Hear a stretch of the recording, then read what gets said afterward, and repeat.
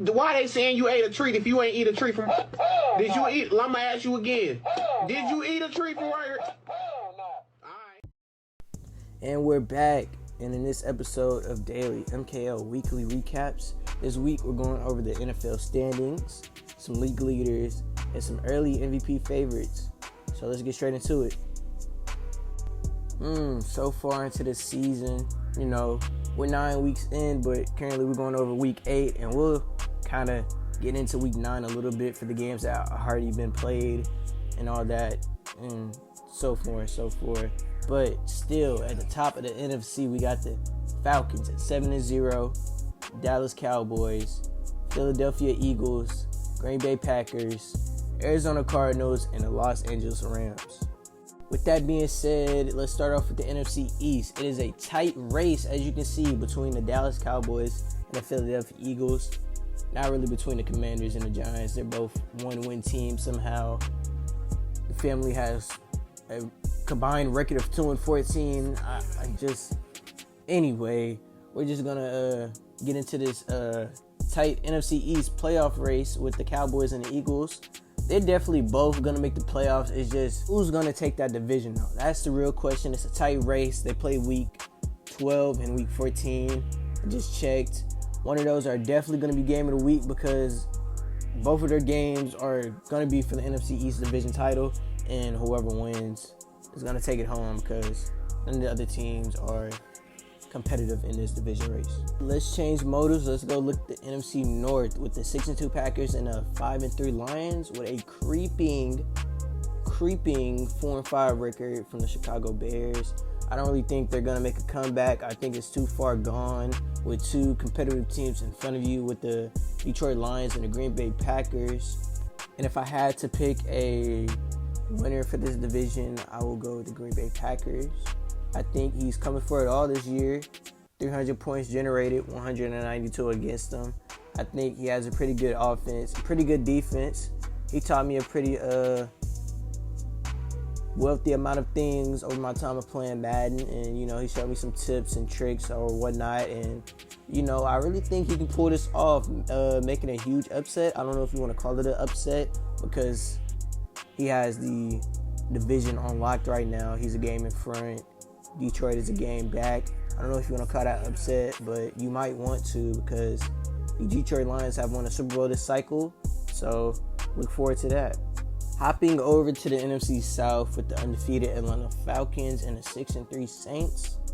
It's not as tight as a race as you think because he has a 6-3 record and he's only one win behind, with the Falcons might be on a bye week. And with that being said, let's hop over to the NFC South with 7-0 Falcons and the 6-3 Saints. Besides it being a 1-win difference, he is still 2.5, 3 games back. I don't really know how he's gonna come back from this. Taking that many losses and with your team, divisional opponent being on a bye week early, this is really lopsided. He'll really need Raging to lose this week, or it's going to look even worse at 8-0 and he's at 6-3. It'll be a 2-win difference and he'll be 3 losses behind. The Panthers and the Bucks, they're both sitting at 3-6. I don't really see them clawing their way back into this division title chase or even the playoffs for that matter, being ranked at 20 and 21. So look forward to that also between the Saints and the Falcons.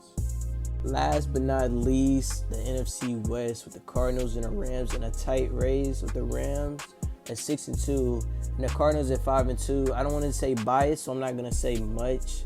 The Niners and the Seahawks being 2-5 and 2-6. I don't really see them making a comeback. They're both on a 3-game and a 4-game losing streak, while the Rams and the Cardinals are fighting for that divisional title, sitting at 6-2 and 5-2. As I just mentioned, I don't really see the 49ers and Seahawks clawing their way back into this. I think it's just between the Cardinals and the Rams, and it's going to be pretty interesting because I believe they still haven't played yet, so that'll be a game to watch for in a few upcoming weeks.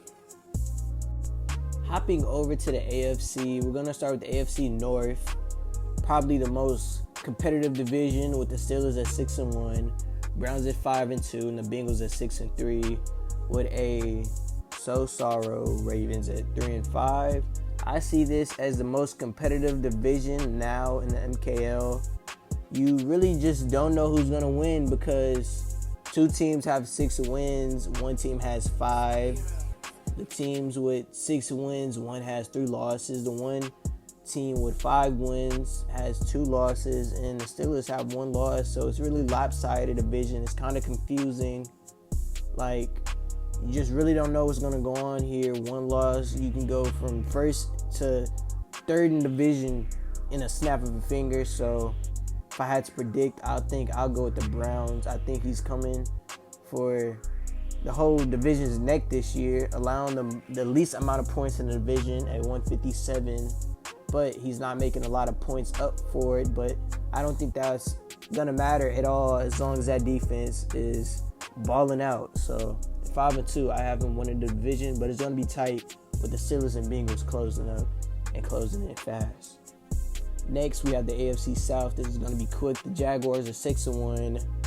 Colts, Titans, Texans, they're all sitting at 3-5, 4-5, 2-5. I don't think any of them are going to make a comeback. I think this is going to be a quick and easy division title for the Jaguars. And next, we have the AFC East with a tighter race. Dolphins sitting at 5-3.